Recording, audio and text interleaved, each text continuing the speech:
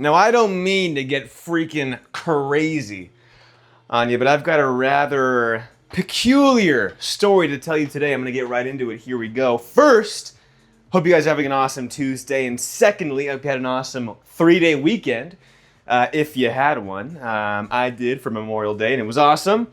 I didn't really do a whole lot. I watched Skyfall, a James Bond movie with my girlfriend. We're having a Daniel Craig James Bond marathon, so that was the movie that we were on. We watched it on Saturday night. And we're also watching Dexter. I've brought that up like countless times now, but we're about to finish season 5. That show is so good. Holy crap. That's all I gotta say.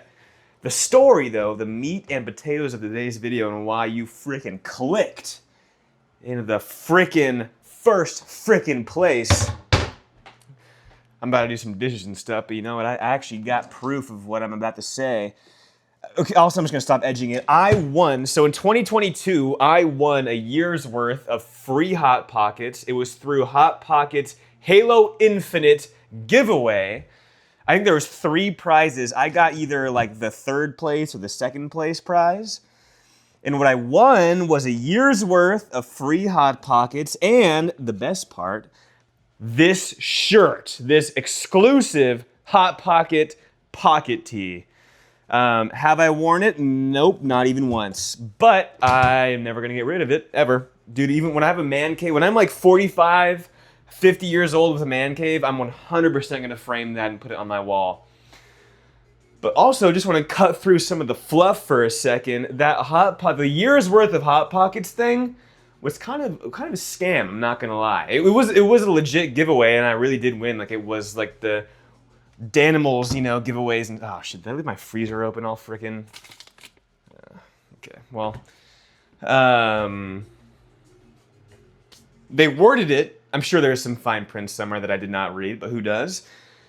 Of win a year's worth of free Hot Pockets. Okay, so boom, I do it. What they sent me, like 3 months later, with an unmarked envelope, just like a random manila envelope on my doorstep one day. And inside of it was another envelope that had it had exactly 52 coupons for a free box of Hot Pockets. So for a year, I could get 1 box of free Hot Pockets a week. There's not even a week's worth of Hot Pockets in 1 box, but that's the first thing. But secondly, the coupons didn't even take away everything. I still had to pay tax and everything. So I ended up only using like 2 of the coupons, so I still have a stack of 50 Hot Pockets coupons somewhere. It's more of just like a memorabilia thing. It wasn't even, there was no... It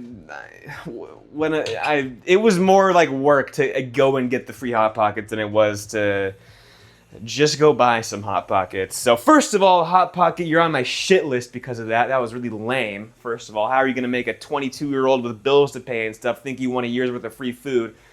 Just to make it more of a responsibility for a minute. You know what, that's the whole, whatever. But it was kind of cool because I never win stuff ever. Dude, I have the worst raffle and giveaway luck ever in existence. I feel like I could probably enter a giveaway with 2, just me and one other person. 100% of the time, the other person's gonna win. I don't know what it is, what curse I was born with, what mark I was. Well, no, I guess I was gonna try to make a Berserk joke or a Joestar joke, but yeah, no, dude, I've just been cursed with terrible giveaway luck. I've never won a giveaway except for that Hot Pockets one. Which, when you say it out loud, hey, I won a year's worth of Hot Pockets, it does sound pretty cool. I've used that story as a fun fact for icebreakers and stuff a lot. But when you actually break down the weeds and stuff of it, man, it really wasn't that cool. It was kind of lame. The coolest thing that I got out of it was that shirt. And the shirt is a total cheap pajama shirt that I don't know. I'm just being a hater now. All that to say, hey, don't let your life be a Hot Pocket giveaway, okay? I'm not trying to just say some bullshit. I promise I'm actually trying to tie this in here, but don't let your life be like that. It's everyone can say, I've said this a few times, everyone can say they're doing something. It feels good and it sounds cool to say, hey, I'm gonna lose 50 pounds in 2 months.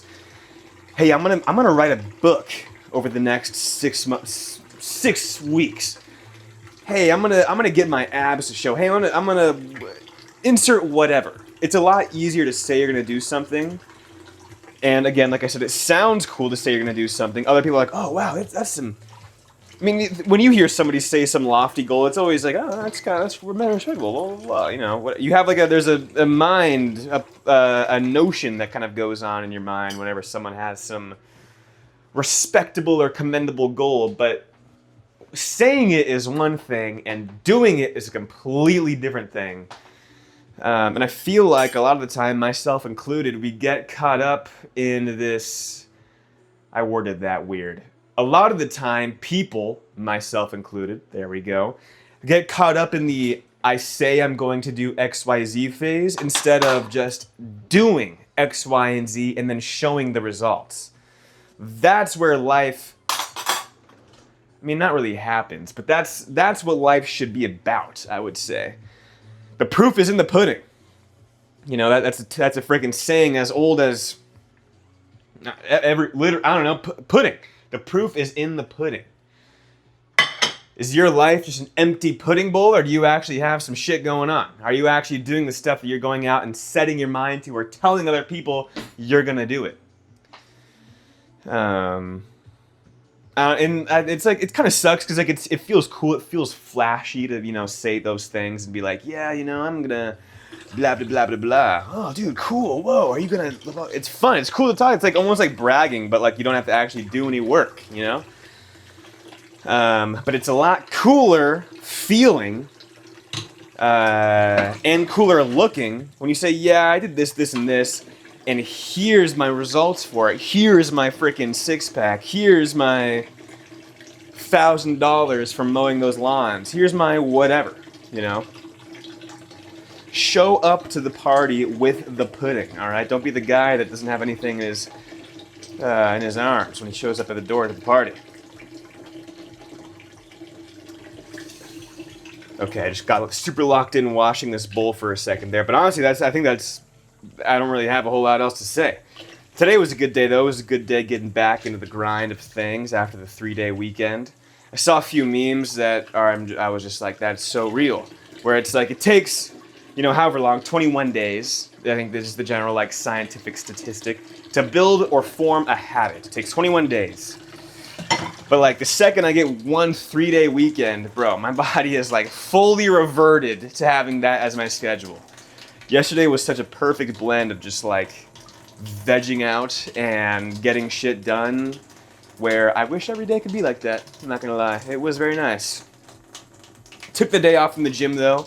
I had an absolutely gnarly leg day on early Saturday morning. And then I took Sunday and Monday both off because my lower back, dude, something is wrong in there. I don't know what I did. The workout itself on Saturday, I did some, not super heavy, but I did a pretty high volume amount of back squat. And then I finished up with some hacks, or no, not finished up, but I did some hack squat because the leg extension was taken. Everything was fine. And then a few hours later, that was at maybe 7 to 8 a.m. Around 1 to 2 p.m. that same day, my back just and it kind of still feels like that. So I've been using some icy hot ibuprofen, stretching, drinking a shit ton of water. I already kind of do that, but just being really, really on top of it. And it does feel better, but there's no way I would be able to load weight on my back right now. It would not be comfortable. Even sitting down and doing the recumbent bike for my cardio today was not, I could feel it. It was not fun. It was not fun. I also have a question. What is your guys' favorite sitcom, if you have one? The gym that I do my cardio at work, during my lunch break and stuff, there's a little kind of gym. It's like a hotel gym basically, where it has all the cardio machines, a Smith machine, some free weight stuff. I would say in the scope of hotel gyms, it would be on the nicer side. This is where I work, at my office campus. And they always have sitcoms playing. There's always Big Bang Theory or Friends or How I Met Your Mother, Seinfeld sometimes. or Two and a Half Men. Like all of them, all the sitcoms. Young Sheldon. Young Sheldon's not a sitcom though. I think that's, I don't know. Bazinga. But I saw this funny Young Sheldon meme where it was like a dark funk aesthetic edit of George Cooper, Sheldon's dad. It's funny. It was like those edits people make of like Dexter Morgan or whatever, but for George Cooper. It was funny. What was I even talking about? What's your guys' favorite sitcom? Yeah. Sometimes the sitcoms, it sort of feels like they're just using each other, like all the same bits and jokes and stuff or whatever. And then like there's a few jokes from the older sitcoms like Friends or Seinfeld that just didn't age well, and it's like, I wouldn't even say like I don't harbor any hate in my heart, just preset towards any like group of people or anything. I'm not like or anything like that. You know, I'm trying to say I'm not a racist or ableist or like sex, none of that stuff. And I think those are a lot of the jokes that those shows kind of made a lot of the time. And like when a joke is funny, even if it's vulgar, I'll laugh at it. I can appreciate a good joke. But some of these times it's just like they're just like ripping on like gay people or something, but just for like the fact that they're gay or something. It's like I don't know. It's not. It's kind of cringy sometimes, but there are times like I was watching How I Met Your Mother today, and then some certain parts from Big Bang Theory I think are really funny. Big Bang Theory now I just think did not age well. Like some of the nerd stuff is just like so like stereotypically like you're a nerd, blah blah blah. But I don't know. So it has its moments. They all do. They all have their moments where they're good, but some definitely have some worse moments than others do. But okay, dishes are done. Cat bowl is being washed now. I still got like, let's see, like 20 minutes till my cat eats her dinner. I'm gonna prep my coffee for tomorrow morning. I already cooked my ground beef yesterday. Like I said, it was a great mix of vegging out. I played a crap ton of video games and productivity because I cooked my meals and got all that stuff done. So it's all about balance, you know. If you can veg out and, I don't know, smoke weed or do whatever, then do whatever the heck you want with your life. But there has to be a flip side, all right? There has to be a flip side that still stays locked in, gets your shit done, and is a productive member of society overall, okay? So there's got to be a balance to everything. But the main point from this video is don't let your life be a Hot Pockets giveaway, okay? That's going to sound weird, but if you forgot the point, just rewind the video, okay? The proof is in the pudding. Don't show up with the proof is in the the proof is in the pudding. Don't show up with an empty bowl, all right? That's the biggest thing, okay? You can say you want a year's worth of Hot Pockets, but can you actually go down to the store and redeem all those Hot Pockets? No. All right? All jokes aside, I hope you guys have a fantastic rest of your week. Hope you're having an awesome Tuesday. The rest of your evening is nothing but amazing and productive and filled with just cool stuff.